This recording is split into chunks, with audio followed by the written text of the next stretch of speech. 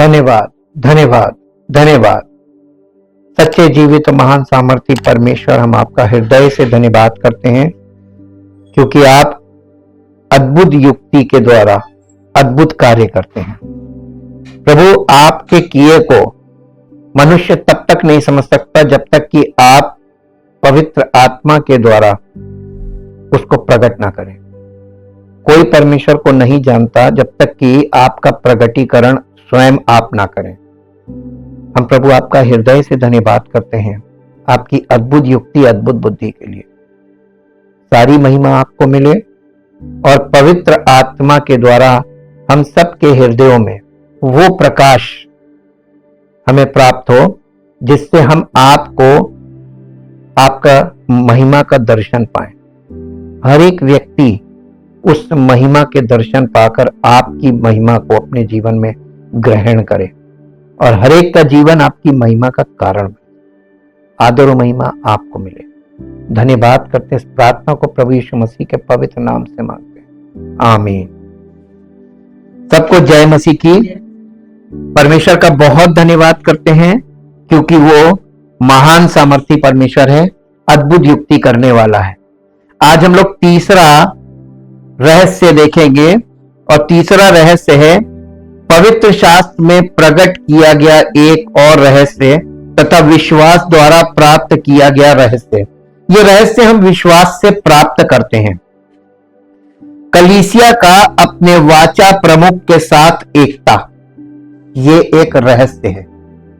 कलीसिया का यानी कलीसिया में जितने भी लोग हैं, सब लोगों का वाचा के प्रमुख यानी प्रभु यीशु मसीह, नई वाचा का प्रमुख कौन है? प्रभु यीशु मसीह। उसके साथ एकता का संबंध, कैसे हमारा उससे कनेक्शन होता है, ये महत्वपूर्ण है और ये रहस्य है।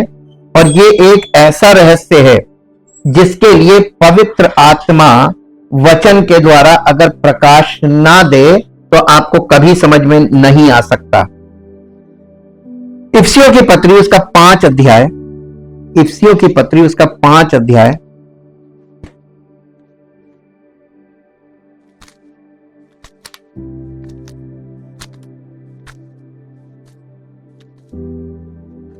पांच अध्याय का 30 पद से पढ़ेंगे। 30, 31 और 32 पद। इसलिए कि हम उसकी देह के अंग हैं, इस कारण मनुष्य अपने माता पिता को छोड़कर अपनी पत्नी से मिला रहेगा और वो दोनों एक तन होंगे। अब ये भेद तो बहुत बड़ा है, पर मैं यहां मसीह और कलीसिया के विषय में कहता हूं। ये पौलुस कलीसिया को बोल रहा है। पौलुस के ऊपर ये भेद प्रकट हुआ, उसको प्रकाशन मिला और ये भेद जब प्रकट हुआ तो उसने कलीसिया को तुरंत ये भेद बताया। और ये भेद क्या है? ये भेद तो बड़ा है, पर मैं यहां मसीह और कलीसिया के विषय में कहता हूं, पर तुम में से हर एक अपनी पत्नी से अपने समान प्रेम रखे और पत्नी भी अपने पति का भय माने। पत्नी भी अपने पति का भय माने। लेकिन पति को क्या कहा गया है? अपनी पत्नी से अपने समान प्रेम रखे। अब यहां पर ये 31 पद जो है ये उत्पत्ति से आ रहा है और ये इसलिए है कि इस कारण मनुष्य अपने माता पिता को छोड़कर अपनी पत्नी से मिला रहेगा और वे दोनों एक तन होंगे। और पति पत्नी परमेश्वर की दृष्टि में दो नहीं, एक वन बॉडी है। एक तन होने का मतलब दोनों मिलकर एक है, वन बॉडी। अब वन बॉडी का मतलब आपको ये समझ में आना चाहिए कि जैसे हम लोगों के देश में तरह तरह की बॉडीज हैं जो शासन में होती है। एक न्यायपालिका है, तो वो हमारी एक बॉडी है, वहां पर एक व्यक्ति नहीं है, कई लोगों के द्वारा वो संचालित होता है। लेकिन वो एक विभाग के तौर पे देखेंगे तो आप उसको कहेंगे न्यायपालिका, लेकिन वो एक बॉडी है। वहां पे कितने विभाग हैं, कितने लोग हैं, सब मिलकर काम करते हैं। और सबके ऊपर एक अधिकारी होता है, और हर अधिकारी के ऊपर एक अधिकारी होता है। ये लेयर्स हैं, ठीक। तो ये जब कई लोग एक साथ कुछ काम करते हैं तो वो कहलाते हैं वन बॉडी, एक देह। कलीसिया में जो लोग हैं वो मसीह की देह का अंग है और मिलकर उसकी देह बनते हैं, हाँ के ना। लेकिन अभी तक क्योंकि बॉर्न अगेन नहीं है तो मसीह की देह, उसमें आत्मा तो काम कर रही है लेकिन अंग निर्जीव है। जो लोग आ रहे हैं ये आत्मिक तौर पे निर्जीव हैं, इनमें जीवन का संचार करने के लिए पवित्र आत्मा काम कर रहा है। तो ये एक वन बॉडी होना, एक परिवार जो है, पति पत्नी बच्चे, ये एक बॉडी। अगर आपसे ये पूछा जाए कि हमारे देश की इकाई क्या है, तो हमारे देश की इकाई एक परिवार है, एक फैमिली, वन फैमिली। तो एक परिवार एक इकाई है, और इकाई का मतलब है एक नहीं, एक परिवार। तो परिवार में तो बहुत मेंबर होते हैं, पति होता है, फिर पत्नी होती है, फिर बच्चे होते हैं, और फिर बच्चों के भी बच्चे होते हैं। लेकिन ये सब मिलकर क्या है? वन बॉडी, एक परिवार, एक बॉडी है। तो कलीसिया क्या है? मसीह की देह, बॉडी। लेकिन इस बॉडी में लोग एक आत्मा में नहीं है, ये विडंबना है, होना चाहिए। और जब तक एक आत्मा नहीं होंगे तो आपके जीवन में परमेश्वर की सामर्थ्य जैसा करना चाहती है वैसा नहीं करेगी। पवित्र आत्मा के द्वारा कार्य यही हो रहा है, इस चीज को बनाया जा रहा है, इसको कर रहा है वो। यहां पर उन्होंने इस बात को बताया कि यहां पर जो 32वां पद है ये बहुत मुख्य पद है, मेन। अब हम इसके लिए थोड़ा सा आपको इस वाली बात को लेकर इसका बैकग्राउंड बता दें कि आपकी ये समझ में आ जाए। इफिसियों के 5 अध्याय के 32 पद में महान रहस्य क्या है? रहस्य ये है, परमेश्वर ने मसीह और कलीसिया के मिलन को मानव विवाह के नमूने के अनुसार नहीं बनाया, बल्कि इसके ठीक विपरीत उसने मसीह और कलीसिया के रिश्ते के नमूने के अनुसार मानव विवाह की रचना की। तो मनुष्यों में जो विवाह है, ये परमेश्वर ने उत्पत्ति में विवाह के द्वारा परिवार की स्थापना की थी कि नहीं की थी? आदम और उसकी पत्नी ये दोनों अनैतिक संबंध में नहीं थे। अब आपको यहां पर एक बहुत बड़ा प्रश्न उठता है कि आज जो विवाह हो रहे हैं ये नैतिक है कि अनैतिक? नहीं, कैसे पता चलेगा? ऐसे थोड़ी ना, हर चीज को आपको अंडरस्टैंड करना पड़ेगा, कहां क्यों अनैतिक है और क्यों नैतिक है। नैतिक कब होगा? देखिए, परिवार की नैतिकता पर पूरा, यानी संसार के सामने नैतिक प्रश्न खड़ा हुआ है। परमेश्वर ने जो आज्ञाएं दी थी उसके अंदर नैतिक भेद है। आज पूरी दुनिया में नैतिकता कहां गई? एक परिवार से शुरू करेगा वो, क्योंकि परिवार से फिर पूरे परिवार के बाद आता है देश, क्योंकि देश की इकाई एक परिवार है और हर परिवार वही है। तो यहां पे देखिए, ये रिश्ते जो पति पत्नी का रिश्ता है, ये कैसा रिश्ता होना चाहिए परमेश्वर के अनुसार, और कैसा रिश्ता है आज मनुष्यों के बीच में। नए नियम में रहस्य देखिए, नए नियम में जो रहस्य जितने आपको मिलेंगे, ये रहस्य अतीत में छिपी हुई कुछ वास्तविकता की पहचान करता है और नए नियम के युग में पवित्र शास्त्र में लिखे जाने के लिए प्रकट होता है।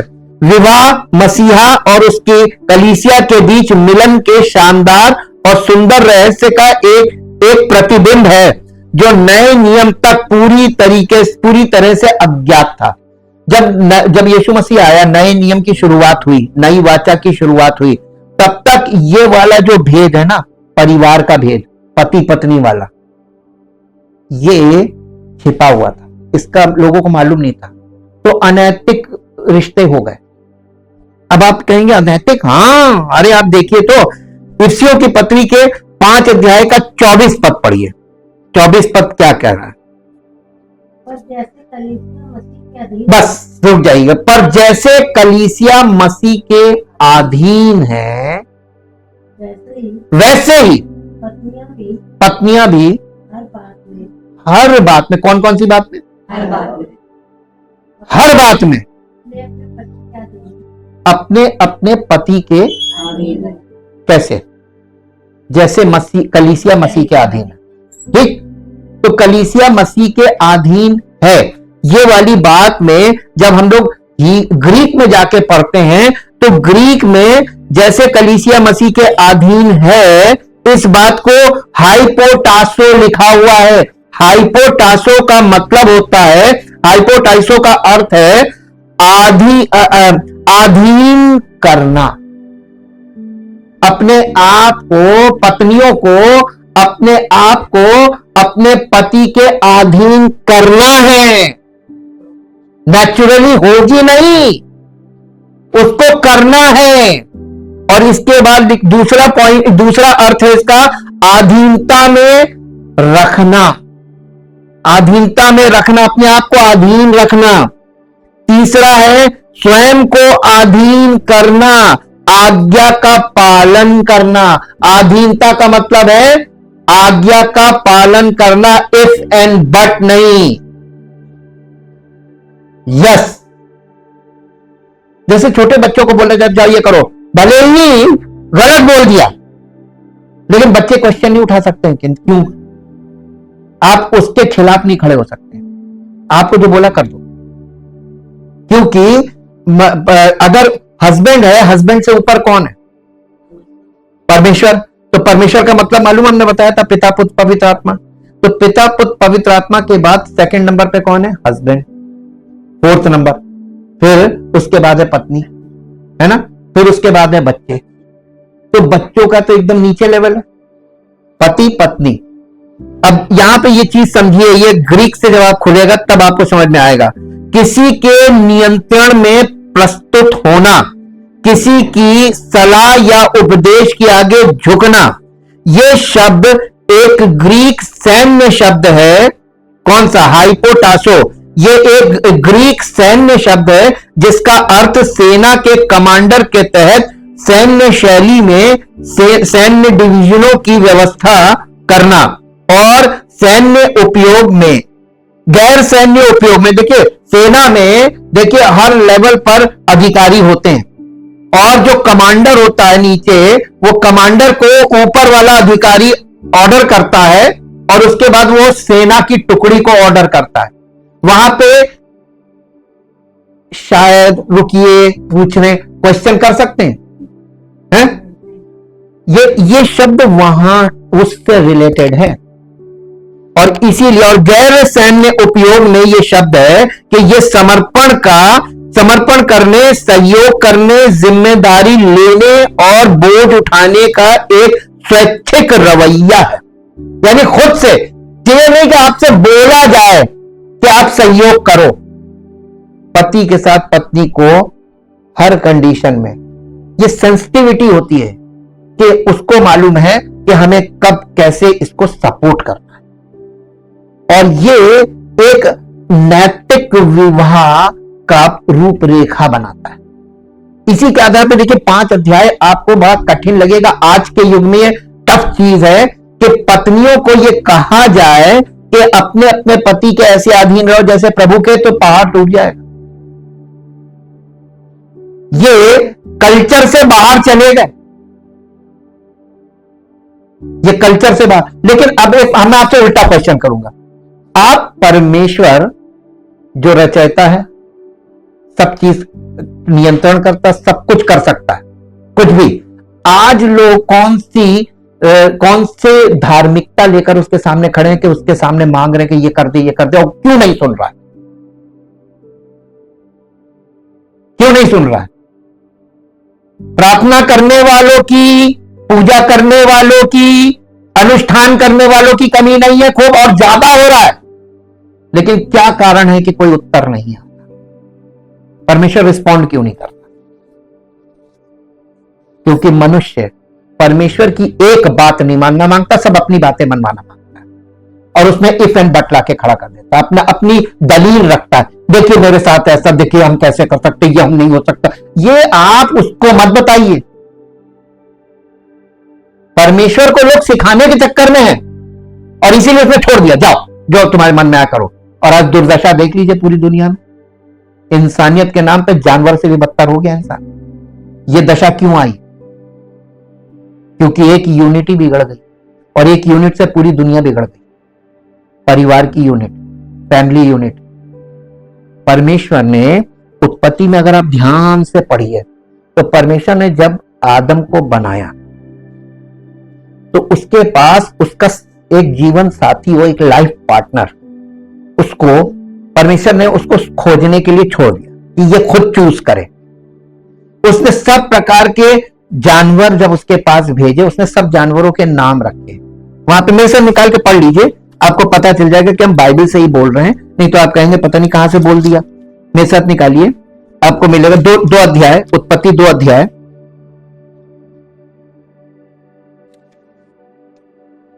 दो अध्याय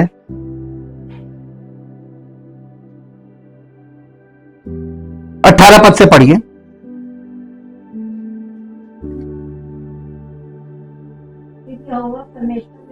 फिर यहोवा परमेश्वर ने कहा, पहली चीज आदम का अकेला रहना अच्छा नहीं, मैं उसके लिए एक ऐसा सहायक बनाऊंगा जो उससे मेल खाए। और यहोवा परमेश्वर भूमि में से सब जाति के बनेले पशुओं और आकाश के सब भांति के पक्षियों को रचकर आदम के पास ले आया कि देखें कि वो उनका क्या क्या नाम रखता है। और जिस जिस जीवित प्राणी का जो जो नाम आदम ने रखा वही उसका नाम हो गया। अतः आदम ने सब जाति के घरेलू पशुओं और आकाश के पक्षियों और सब जाति के बनेले पशुओं के नाम रखे, परंतु आदम के लिए कोई ऐसा सहायक ना मिला जो उससे मेल खा सके। तब यहोवा परमेश्वर ने आदम को भारी नींद में डाल दिया और जब वो सो गया तब उसने उसकी एक पसली निकाल कर उसकी जगह मांस भर दिया। और यहोवा परमेश्वर ने उस पसली को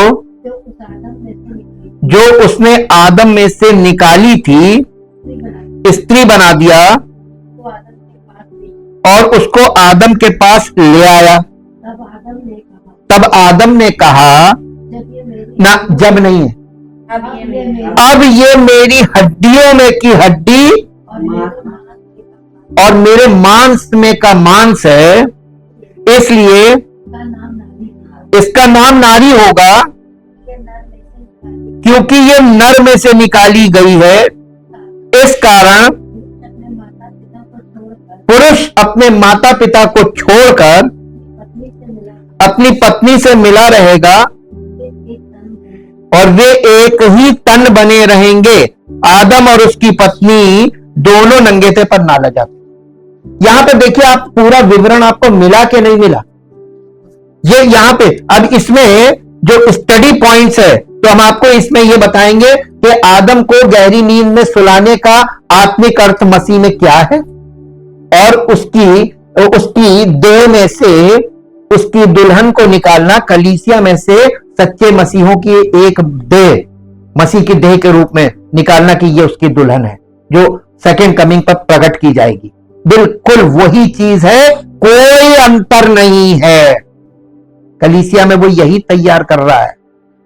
अब यहां पर सब चीजें दर्शन वाली हैं, लेकिन आज हम जिस मुद्दे को अध्ययन कर रहे हैं वो ये है कि यहां पर एक बात बताई जा रही है, कलीसिया का अपने वाचा प्रमुख के साथ एकता का रहस्य। और यहां पर इसमें जहां यह घोषित करने के बाद कि हम मसीह के देह, उसके मांस और उसकी हड्डियों के अंग हैं, वो आगे कहते हैं इस कारण से मनुष्य अपने माता पिता को छोड़कर अपनी पत्नी से जुड़ जाएगा और वे दोनों एक तन होंगे। ये एक महान रहस्य है, लेकिन मैं मसीह और कलीसिया के बारे में बात कर रहा हूं। लेकिन कलीसिया का अपने वाचा प्रमुख के साथ एकता एक रहस्य क्यों होना चाहिए?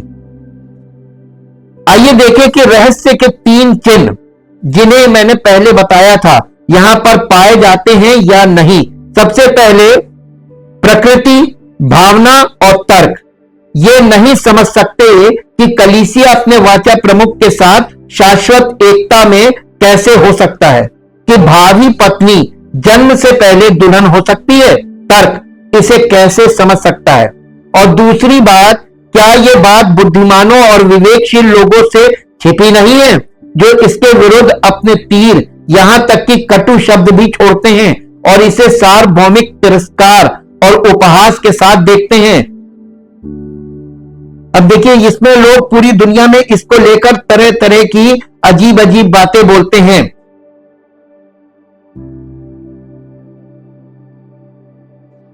लेकिन क्या यह सुसमाचार रहस्य का तीसरा चिन्ह नहीं है कि यह आत्मा द्वारा जो बॉर्न अगेन परमेश्वर की संतान को प्रकट किया जाता है और उनके हृदयों पर स्वर्गीय अभिषेक द्वारा मोहर लगाई जाती है। तो जैसे ही बॉर्न अगेन होते हुए लिखा ना, तो बॉर्न अगेन होते ही आपको और हमको क्या दिया जाता है? पवित्र आत्मा की छाप लगाई जाती है, ये मोहर है। आप देखिए, मेरे साथ निकालिए इफिसियों की पत्री, उसका पहला अध्याय, इफिसियों की पत्री और उसका पहला अध्याय और पहले अध्याय का 11 पद से पढ़िए। उसी में, जिसमें हम भी उसी की मनसा से,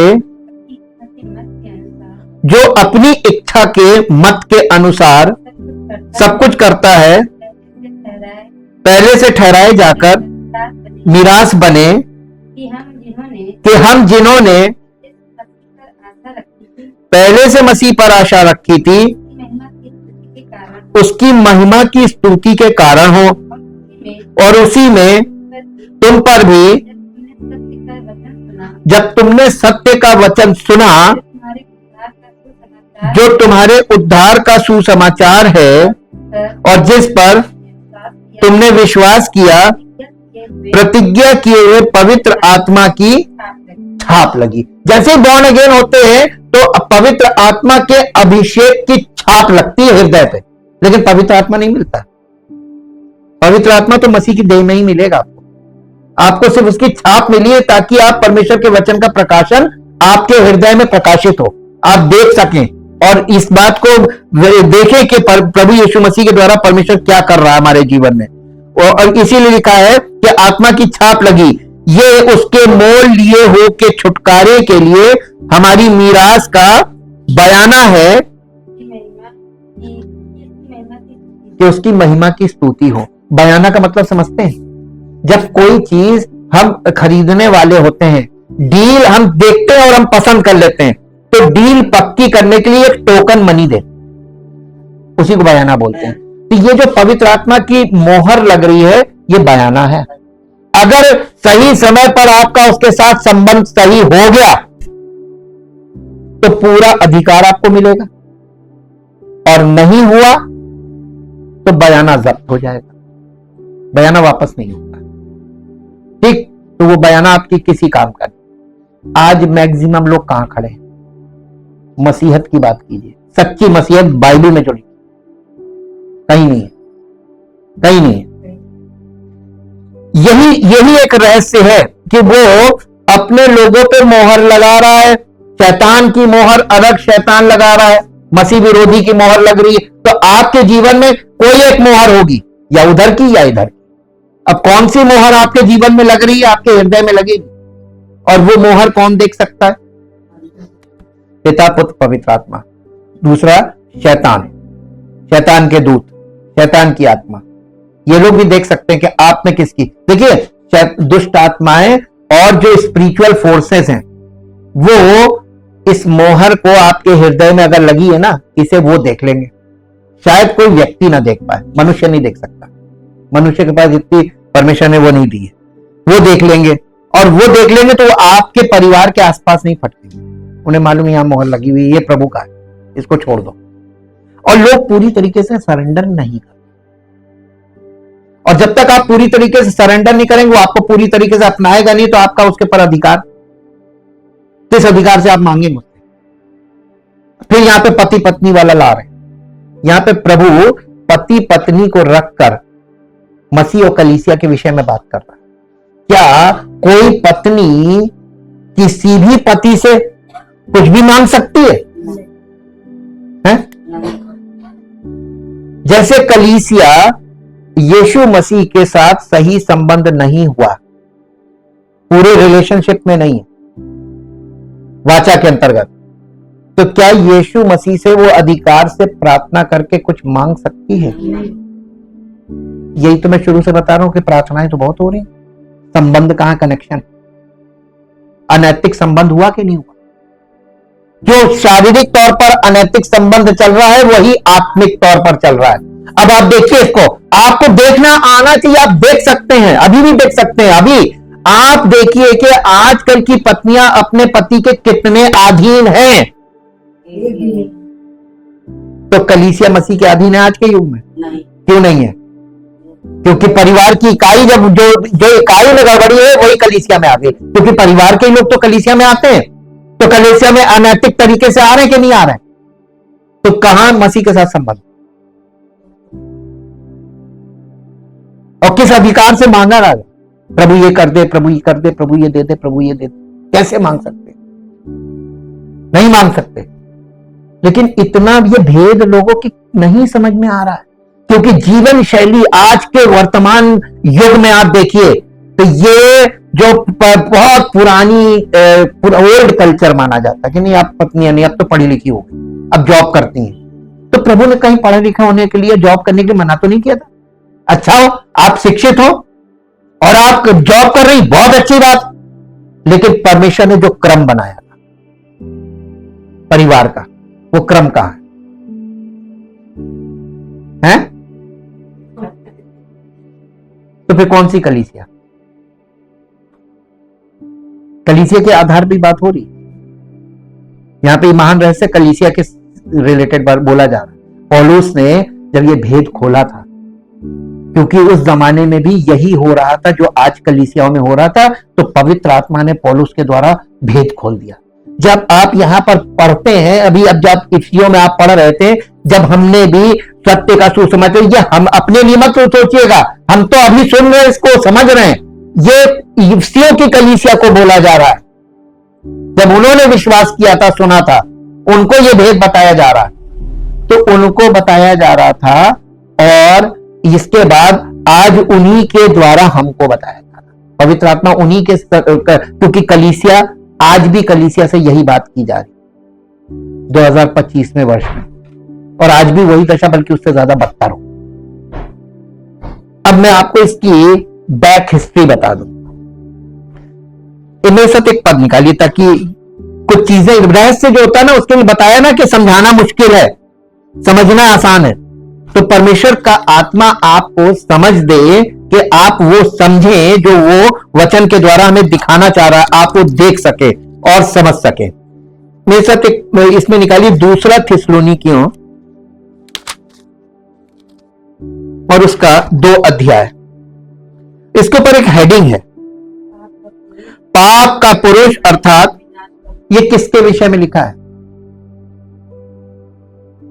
ये कौन है?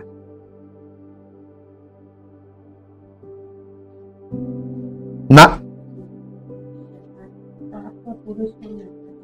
नहीं, हाँ, वे पुत्र आ रहा है इसमें। शैतान तो पिता है, ये उसका बेटा है। तो मसीह का नहीं कोई समझ पाया। हाँ, ये कौन है? तो इसमें यहां पे एंटी क्राइस्ट नहीं लिखा हुआ, यहां क्या लिखा हुआ है? और पाप का पुरुष, इसको इंग्लिश में पढ़ दीजिए जरा, इसका 3 पद पढ़ दीजिए इंग्लिश में, 2 अध्याय का 3 पद, 2 थिस्सलुनियंस चैप्टर 2 वर्स 3।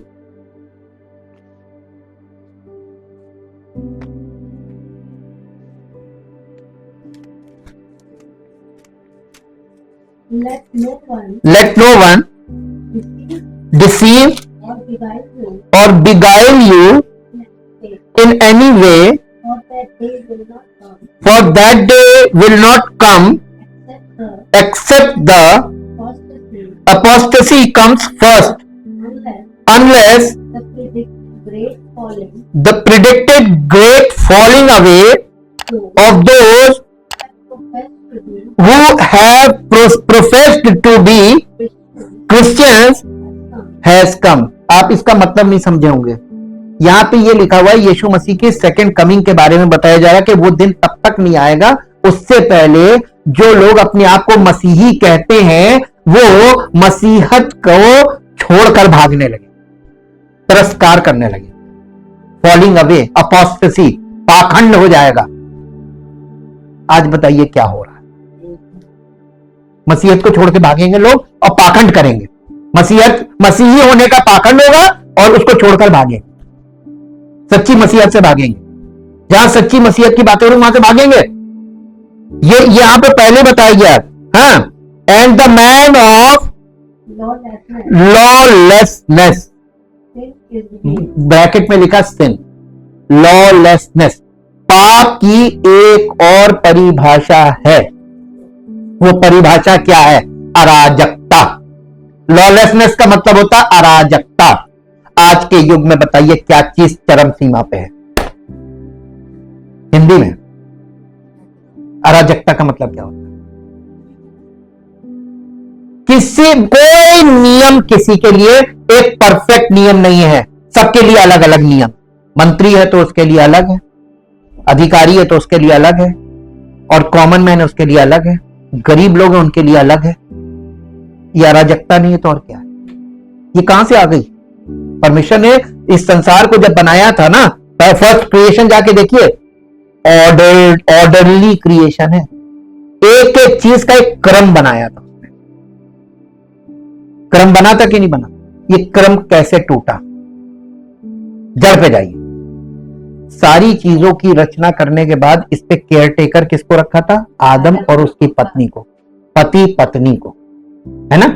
और पति पत्नी के बीच में एक व्यक्ति आया, वही है पाप का पुरुष। उसने उनका पतन कराया, और पतन कराने के बाद पूरी मानव जीवन श्रृंखला जो है ना वो अराजकता में आ गई। आज के विवाह में भी अराजकता है। विवाह लेन देन के आधार पर होता है, मैं सच बोल रहा हूं। और बच्चे विवाह माता पिता के दबाव में कर लेते हैं, लेकिन उनके अलग से भी इलीगल रिलेशनशिप होते हैं।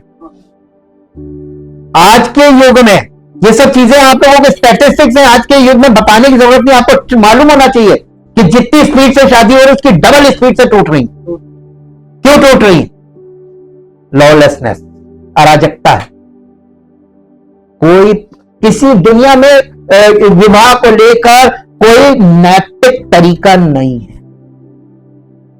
गलत तरीके से विवाह हो, रॉन्ग रिलेशनशिप डेवलप हो रही। एक दूसरे से पति पत्नी में प्रेम नहीं है, बस एक दूसरे पर अधिकार जता रहे, आरोप प्रत्यारोप कर रहे हैं, क्योंकि यह अराजकता से जुड़ा हुआ रिश्ता है।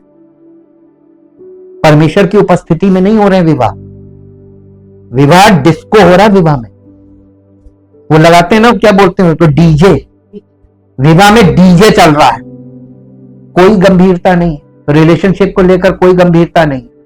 इसीलिए आज जगह जगह तमाम मैरिज सेमिनार लिए जा रहे हैं कि किसी तरीके से लोगों को काउंसलिंग करो, क्यों जरूरत पड़ रही है।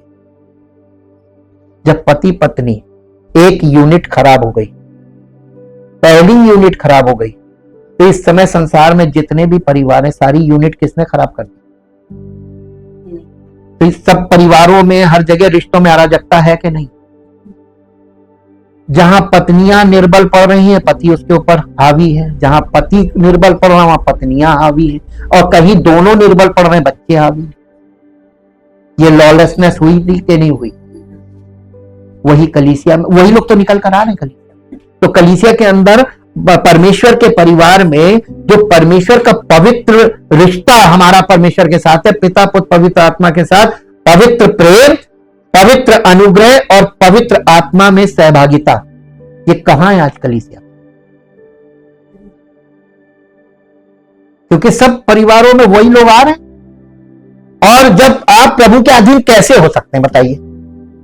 यहां पर इसीलिए पौलुस इस विषय को उठा रहा है, और यह विषय बहुत गंभीर है। आप आज के युग की महिलाओं से यह बात एक्सपेक्ट कर नहीं सकते।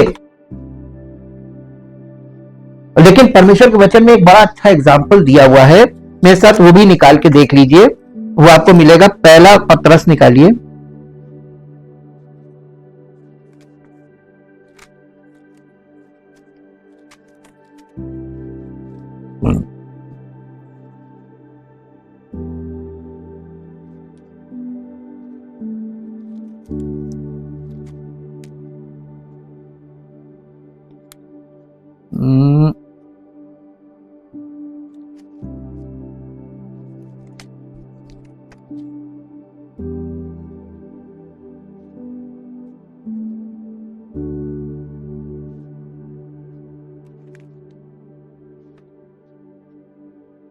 हाँ, 3 अध्याय, पहला पत्रस 3 अध्याय, पहले पद से पढ़िए। हे पत्नियों, तुम भी अपने पति के अधीन रहो, इसलिए कि नहीं, इनमें से यानी कोई ऐसा पति हो, तुम्हारे पत्नियों से कह रहा है कि अगर कोई ऐसा पति हो जो वचन को ना मानता हो, तो भी जाकर उसे प्रचार करो, पास्टर बन जाओ, पत्नियां पास्टर बन जाए। हाँ, आजकल बन रही हैं। पास्टर बन के आप अपने पति का कभी उद्धार नहीं करा पाएंगी। ये पत्नियों को निर्देश दिए गए। आप बाइबल की बात मानेंगे कि आज जो झूठी शिक्षा आपसे कह रही वो करें। झूठा प्रदर्शन करने से कोई फायदा नहीं, परमेश्वर से आपको कुछ नहीं मिलेगा। क्या लिखा हुआ है? तो भी तुम्हारे भय सहित पवित्र चाल चलन को देखकर बिना वचन के अपनी पत्नी के चाल चलन के द्वारा कहां प्रभु के। अगर आप चाहती हैं आपका पति प्रभु की उपस्थिति में आ जाए, उसका भी उद्धार हो, आप करा सकते हैं, लेकिन उसके लिए क्या करना पड़ेगा? आपको प्रभु में समर्पित होना पड़ेगा। और ऐसा आचरण जो प्रभु चाहता है, पहली चीज आपका चरित्र पवित्रता का हो, और आपको पवित्रता के साथ देखिए, आप पर परमेश्वर ने, प्रभु यीशु मसीह ने क्या, पौलुस ने क्या आज्ञा दी? हे पत्नियों, अपने अपने पति के ऐसे अधीन रहो जैसे प्रभु के। तो जब आप पति के ऊपर पति है, ऊपर प्रभु है ना, तो पति, अब आपको फिर वहां पर पीछे जाना पड़ेगा। परमेश्वर ने आदम को अपने लिए बनाया और पत्नी को आदम के लिए बनाया। ठीक, पत्नी को आदम के लिए बनाया था। तो पत्नी डायरेक्ट परमेश्वर से कनेक्ट हो सकती है।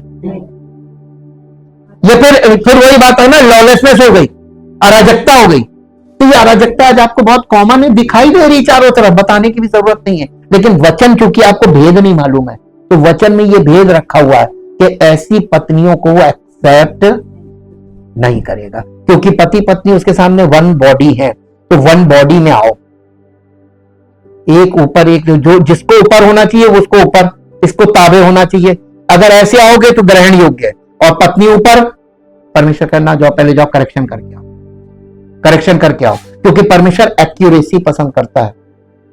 लपेटी हुई कोई, ये जो युग चल रहा है ना, इस युग के लोगों का सबसे बड़ा इम्तिहान तो यही है कि रिश्तों का क्रम सही कर लो। रिश्तों का क्रम सही नहीं कर सकते हो परिवार में, तुम्हारे परिवार में उद्धार कभी नहीं हो। तुम्हें धर्म का कोई काम नहीं बोला गया है, तुम्हें जो बोला गया यही बोला गया, make your relationship according to the word of God. परमेश्वर के वचन के अनुसार अपने रिश्ते करेक्ट करो। हम लोग धर्म की बातें करने लगते हैं। ये धर्म कहां से आ गया? इसने क्या किया? परमेश्वर की उस पवित्रता को और परिवार के बीच में जो रिलेशनशिप थी उसको और तोड़ दिया। सब धर्मी हो गए और आपस में कंपटीशन हो रहा है। ये तो नास्तिक है, मैं तो ये तो ये नहीं करता, ये तो ऐसे नहीं करता, आप बोल के और उनको बर्बाद कर रहे हैं। ये रिलीजियस लोग हैं जो बहुत गलत तरीके से बोलते हैं। आगे पढ़िए। तुम्हारा श्रृंगार दिखावटी ना हो अर्थात बाल गूंथना और सोने के गहने या भांति भांति के कपड़े पहनना, वरन तुम्हारा छिपा हुआ और गुप्त मनुष्यत्व, नम्रता और मन की दीनता की अविनाशी सजावट से सुसज्जित रहे, क्योंकि परमेश्वर की दृष्टि में इसका मूल्य बड़ा है। अब 5वां पद, पूर्व काल में पवित्र स्त्रियां भी जो परमेश्वर पर आशा रखती थी, अपने आप को इसी रीति से संवारती और अपने अपने पति के, आपको पीछे जाना पड़ेगा। देखिए, जब समस्या आपको लगे कि अब सब यानी लबड़ सबड़ हो गया, हौच-पौच हो गया, तो बैक टू द बेसिक्स। यही तो नियम है। हम लोग क्या कर रहे हैं? पवित्र आत्मा हमको बैक टू द बेसिक्स, आपको फिर से बेसिक्स पे ले जाके खड़ा कर रहा है। कहां से बेसिक्स करेक्ट करने। अब इसके बाद 6वां पद पढ़िए। जैसे एग्जाम्पल देखिए, जैसे सारा अब्राहम की आज्ञा में रहती और उसे स्वामी कहती थी। क्या कहती थी? पहले की स्त्रियां। हमारे देश में तो ये हम तो ऐसे देश से हैं जहां हमारे देश में ये कल्चर था।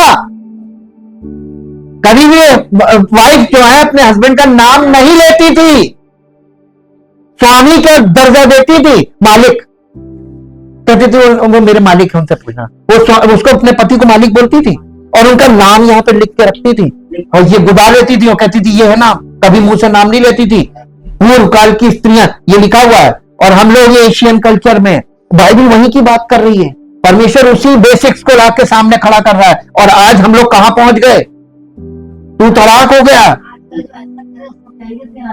हाँ, आजकल ये चीज को देहाती वो। लेकिन अब आप एक बात बताइए, लोग जो कहेंगे वो मायने रखता है या परमेश्वर जो आपसे अपेक्षा कर रहा है वो मायने रखता है? आपको आज्ञा माननी है।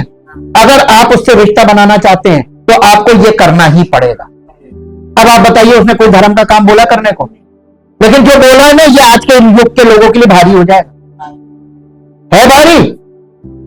उससे सामर्थ मांगिए, उससे सामर्थ मांगिए, क्योंकि वो इसी आधार पर, ये रहस्य है। कलीसिया मसीह के रहस्य को देखिए, एक देह होना। आप कल मसीह के साथ आत्मा में एक आत्मा नहीं हो पा रहे क्योंकि आप परिवार में अपनी पत्नी के साथ एक वन बॉडी नहीं है। आपका परिवार वन बॉडी नहीं है, सब अलग अलग भाग रहे हैं। सबके अलग अलग वो है, सबकी अलग अलग इच्छाएं हैं, सबकी अलग अलग कल्पनाएं हैं, सब अपना अपना जीवन जी रहे हैं। टूटा हुआ बिखरा हुआ परिवार। जब परिवार एकजुट कब होगा? पति पत्नी एक होंगे, तब बच्चे एक होंगे। और ये पति पत्नी को एक करेगा कौन? एक तो हुक्म माने या पति मानने लगे। जो वचन सुन रहा है उसी से हिसाब लिया जाएगा। वही डिफॉल्टर है। तुम सुनते हो तो तुमको आज्ञा माननी है। और जब तुम आज्ञा मानने लगोगे, जैसे यहां पत्नियों को लिखा है कि तुम्हारे पवित्र चाल चलन को देखकर पति बदल जाएगा, तो यह काम पत्नी के भी हो जाएगा। अगर पति उससे अपने शरीर के समान प्रेम करने लगे तो देखिए पत्नी उसके ऐसे ताबे हो जाएगी जैसे प्रभु। करना कुछ नहीं, लेकिन ये ऐसा है। और इसके बाद 7वां पद पढ़िए। 7वां पद इसी का, अरे बंद कर दिया। हाँ, वैसे ही है पतियों, तुम भी बुद्धिमानी से पत्नियों के साथ जीवन निर्वाह करो। कैसे? नहीं, एक मिनट, कैसे? भावना से। हाँ, बुद्धिमानी क्यों लिखा है? आप पत्नी के साथ मूर्खतापूर्ण बातें मत कीजिए, झूठे वादे मत कीजिए, उसको झूठी दिलासा मत दीजिए। उतना बोलिए जितना आपकी क्षमता हो, जितना आप कर सकते हो। तारे तोड़ के ले आऊंगा, भावना में बोल दिया, बाद में वो पकड़ लेगी। कहां है? वहां तक पहुंच नहीं पाया अभी। वो धक्का मार के भेजेगी, जाओ आज पहुंच के दिखाओ। ये सब बुद्धिमानी से। इसका मतलब पत्नी के साथ विजडम का इस्तेमाल। विजडम कैसे मिलेगी? पवित्र आत्मा, बुद्धिमानी का आत्मा। जब आप पवित्र आत्मा के द्वारा आप परिपूर्ण होंगे, उसका अभिषेक आएगा ना, तो आपको अपनी पत्नी के साथ बुद्धिमानी के साथ कैसे करना है ये आपको सीखना पड़ेगा। क्योंकि हम लोग बिल्कुल गलत दिशा से आ रहे हैं। आदम के पतन की संतान है। इसलिए हम लोगों के जीवन में ये सब मिसमैच हुआ पड़ा है और इसका अब समय पूरा हो रहा है कि प्रभु कलीसिया से ये सब चीजें, कलीसिया में सब ठीक होना है, मेल मिलाप का स्थान है यहां। अब आगे पढ़िए। और स्त्री को निर्बल पात्र जानकर उसका, यानी कि उसको क्या करो, आदर। निर्बल का कौन आदर करता है आज के युग? निर्बल पात्र जानकर उसका आदर करो और ये समझकर, कि हम दोनों जीवन के अब बहुत इंपॉर्टेंट पॉइंट है, ये समझकर कि हम दोनों जीवन के वरदान के वारिस हैं। जिससे तुम्हारे साथ अब बताइए, एक मिनट, यहां बहुत इंपॉर्टेंट पॉइंट आ गया। जीवन के वरदान के वारिस कौन है? एक के दोनों? दोनों। अब बताइए, एक सिंगल आ गया, पति या पत्नी, और वो सोच रहा है कि मैं प्रार्थना करूंगा प्रभु मुझ पर पवित्र आत्मा, मुझे पवित्र आत्मा मिलेगा ही नहीं। लिख लीजिए मेरे से। क्यों?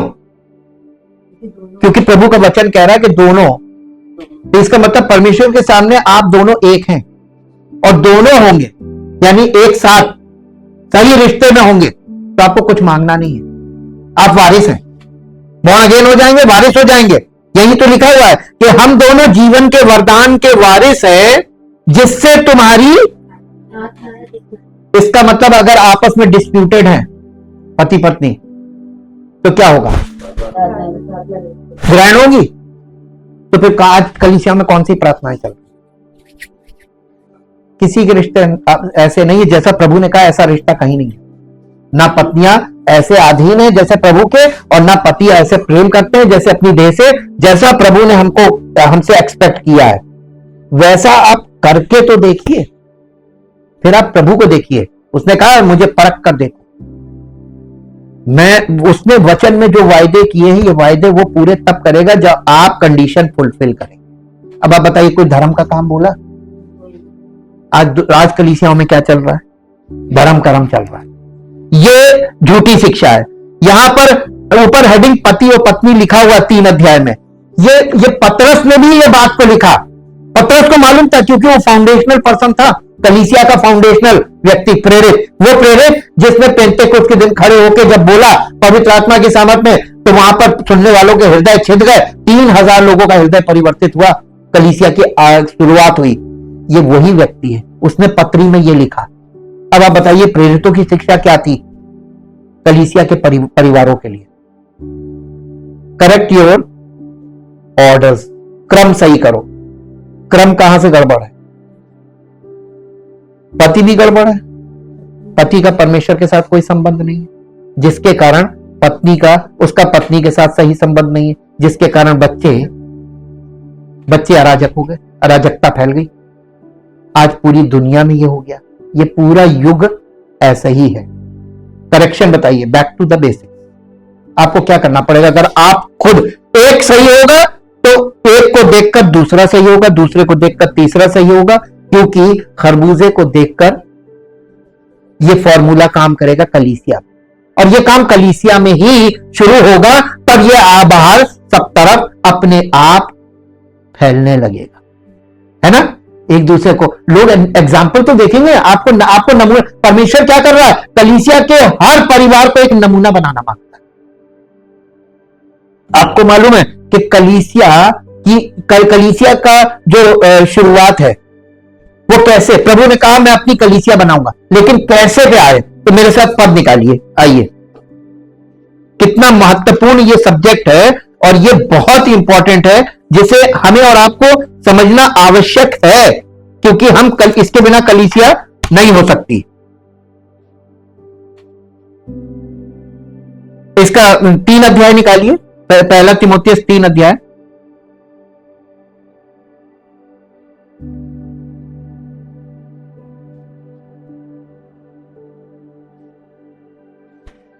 तो इसका 2 अध्याय, पहला तीमुथियुस के 2 अध्याय का 8 पद से पढ़िए। इसलिए मैं चाहता हूं कि हर जगह पुरुष बिना क्रोध और विवाद के पवित्र हाथों को उठाकर प्रार्थना किया करे, वैसे ही स्त्रियां भी संकोच और संयम के साथ सुहाने वस्त्रों से अपने आप को संवारें, ना कि बाल गूंथने और सोने और मोतियों और बहुमूल्य कपड़ों से, पर भले कामों से, क्योंकि परमेश्वर की भक्ति करने वाली स्त्रियों को यही उचित भी है। स्त्री को चुपचाप पूरी आधीनता से सीखना चाहिए। कलीसिया में स्त्री को क्या करना चाहिए? चुपचाप। और फिर लिखा पूरी आधीनता से। क्या लिखा है? पूरी आधीनता से। पहली चीज चुपचाप, स्त्री को चुपचाप पूरी आधीनता से सीखना चाहिए। मैं कहता हूं कि स्त्री ना उपदेश करे और ना पुरुष पर आज्ञा चलाए, परंतु चुपचाप रहे। कलीसिया में स्त्री खड़े होके उपदेश नहीं दे सकती। ये प्रभु का वचन है। आज के युग में ये मान्य नहीं। लेकिन प्रभु कौन से लोगों को ग्रहण करने आ रहा है? जो वचन के आधार पर हो। इस युग के लोगों को नहीं ग्रहण करेगा। इस युग को, वर्तमान युग को लिखा है इविल वर्ल्ड। ये वर्तमान दुष्ट संसार, ये इविल वर्ल्ड हो गया। वर्ल्ड का मतलब वर्तमान युग, प्रेजेंट एज। क्योंकि आदम पहले, उसके बाद हव्वा बनाई गई। यहां पर देखिए क्रम बताया गया है। अब बताइए कि हम लोगों का क्रम गलत चल रहा है ना? हाँ के ना? आवाज सुनाई नहीं दे रही। हाँ।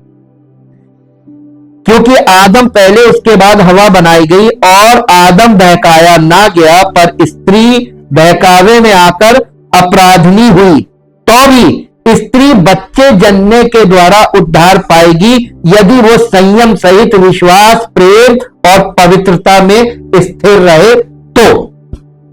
आगे कंडीशन जुड़ी हुई है, क्योंकि संतान तो सब उत्पन्न करेंगे, सबको उद्धार नहीं मिलेगा। अब उसके आगे कंडीशन जुड़ी है कि उन स्त्रियों को उद्धार मिलेगा। अब इसके बाद आगे 3 अध्याय के पहले पद से पढ़िए। ये बात सत्य है कि जो अध्यक्ष होना चाहता है वो भले काम की इच्छा करता है। ये आवश्यक है कि अध्यक्ष निर्दोष और एक ही पत्नी का पति, संयमी, सुशील, सभ्य, अतिथि सत्कार करने वाला और सिखाने में निपुण हो, पियक्कड़ या मारपीट करने वाला ना हो, वरन कोमल हो और ना झगड़ालू और ना धन का लोभी हो, और फिर अपने घर का। अब देखिए प्रभु यीशु मसीह का मैं अपनी कलीसिया बनाऊंगा कैसे? उसको एक परिवार से एक व्यक्ति चाहिए, वो व्यक्ति उसको समर्पित हो जाए, उसके परिवार पर प्रभु का नियंत्रण आ जाए, और उस परिवार से प्रभु अपनी कलीसिया शुरू करता है। यह है कलीसिया का आधार। हाँ, और लिखा अच्छा घर का, अपने घर का अच्छा प्रबंध करता हो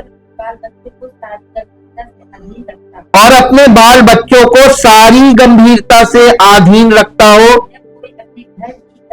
जब कोई अपने घर ही का प्रबंध करना ना जानता हो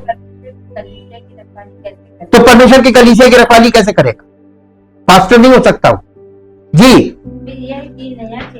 फिर यह कि नया चेला ना हो, ऐसा ना हो कि अभिमान करके शैतान का सा दंड पाए, और बाहर वालों में भी उसका सुनाम हो, यानी कलीसिया के बाहर के लोग भी उसकी इज्जत करते हो। यानी कि कलीसिया में लोग इज्जत करें, बाहर वाले उसके खिलाफ खड़े जी। ऐसा ना हो कि निंदित होकर शैतान के फंदे में फंस जाए। और उसके बाद फिर आगे पढ़िए 8वां पद। वैसे ही सेवकों को भी गंभीर होना चाहिए, दुरंगी, पियक्कड़ और नीच कमाई के लोभी ना हो। पर अब यहां पे एक भेद और आ गया, एक रहस्य। विश्वास के भेद को शुद्ध विवेक से सुरक्षित रखें, और ये भी पहले परखे जाएं, तब यदि निर्दोष निकले तो सेवक का काम करें। इसी प्रकार से स्त्रियों को भी गंभीर होना चाहिए, दोष लगाने वाली ना हो, पर सचेत और सब बातों में विश्वास योग्य हो। सेवक एक ही पत्नी के पति हो और बाल बच्चों और अपने घरों का अच्छा प्रबंध करना जानते हो, क्योंकि जो सेवक का काम अच्छी तरह से कर सकते हैं वे अपने लिए अच्छा पद और उस विश्वास में जो मसीह यीशु पर है बड़ा साहस प्राप्त करते हैं। ये आपको देखिए, और इसके बाद महान रहस्य फिर आ गया। यहां पे एक विश्वास का रहस्य है। आप देखिए, ये नया नियम रहस्यों में बड़ा, और ये रहस्य क्या होते हैं? गुप्त। और ये मसीहत जो है ना, ये इतना जो ढोल पीटा जा रहा, प्रदर्शन किया जा रहा है, ये मसीहत नहीं है। मसीहत का कभी प्रदर्शन नहीं किया जा सकता। परमेश्वर ने कुछ चीजों को गुप्त रखा है उचित समय तक, जब तक परमेश्वर नहीं चाहेगा उसको प्रकट भी परमेश्वर ही करेगा। ये आज के उसमें हम लोगों को ये समझना है कि परमेश्वर हमारे जीवन में सब कुछ वचन के अनुसार करना चाहता है, और ये उनके लिए हमेशा एक रहस्य ही रहेगा कि ऐसा भिखारी, ऐसा गंदा कंगाल, ऐसी नीच व्याभिचारणी कभी भी परमेश्वर के पुत्र के साथ शाश्वत मिलन कर सकती है। मैं वास्तव में जानता हूं कि कलीसिया को उसके आदम पतन से पहले देखा और लिया गया था। यानी परमेश्वर ने आदम के पतन से पहले जो आदम था वही मसीह है, और उसी समय का वो वाला जो उसका रिलेशनशिप था आदम और उसकी पत्नी, पवित्र और परमेश्वर की उपस्थिति में परमेश्वर के साथ, वही वाली चीज कलीसिया में वो फिर से ला रहा है, और हमें पतन की अवस्था से निकालकर और हमको उस इस अवस्था में फिर से परमेश्वर यानी ओरिजिनल क्रिएशन में कन्वर्ट करना मांगता है। ये परमेश्वर का काम है, और ये भेद के साथ हो रहा है। लेकिन वो नीच अवस्था है जिसमें वो पाई जाती है जब आत्मा के कार्य के द्वारा मिलन प्रकट होता है।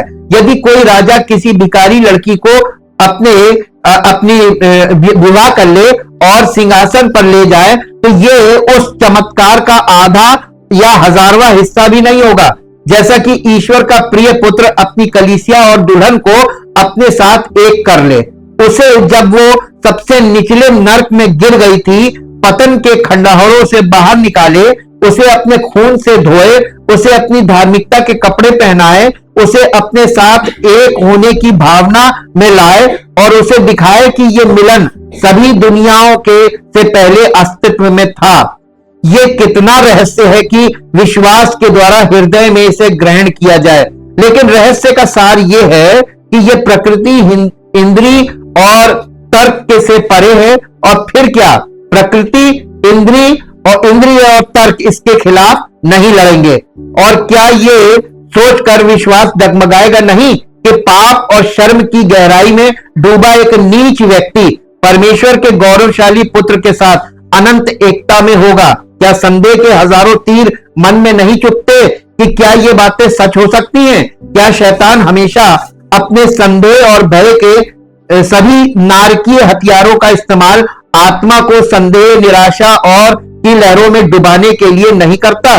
लेकिन सभी संदेह और आपत्तियों के बावजूद आत्मा एक जीवित विश्वास द्वारा इसे प्राप्त करने के लिए लाई जाती है, और इस गौरवशाली रहस्य को अपनाने में इसकी मिठास और शक्ति का एक माप महसूस करती है, और हृदय में प्राप्त प्रकाशन का कोई भी सत्य पापी को अधिक नीचा नहीं करेगा, उद्धारकर्ता को ऊंचा करेगा और त्रिएक परमेश्वर को महिमा देगा। परमेश्वर का हम धन्यवाद करते हैं उसके इन रहस्यों के खुलने के लिए, और एक दुआ करते हैं साथ में कि आप लोगों के हृदय में पवित्र आत्मा का प्रकाश इन बातों की मोहर लगाए, ताकि आप इन सत्यों को ग्रहण करें, और ये परमेश्वर की कलीसिया का उसके साथ आत्मिक रूप से सही संबंध के लिए आवश्यक है। कल हम देखेंगे चौथा रहस्य पवित्र शास्त्र में जो प्रकट किया गया है वो है सुसमाचार का रहस्य। हमने आपको बताया हर चीज रहस्य है, भेद है, और भेद का मतलब यह है कि अतीत में इसका सार छिपा हुआ है। Thank you Jesus. परमपिता परमेश्वर, हम आपका हृदय से धन्यवाद करते हैं, सारी महिमा आपको देते हैं और आपको धन्य कहते हैं, और पवित्र आत्मा के लिए आपका कोटि कोटि धन्यवाद करते हैं। और आपके पवित्र वचनों के लिए धन्यवाद करते हैं और चाहते प्रभु आपकी इच्छा हम सब विश्वास करने वालों के जीवन में पूरी हो और हम आपकी अपेक्षाओं पर खरे उतर सके ताकि हम सब का जीवन आपकी महिमा का कारण हो। सारी महिमा आपको मिले प्रभु यीशु मसीह के नाम से। आमीन। Praise the Lord.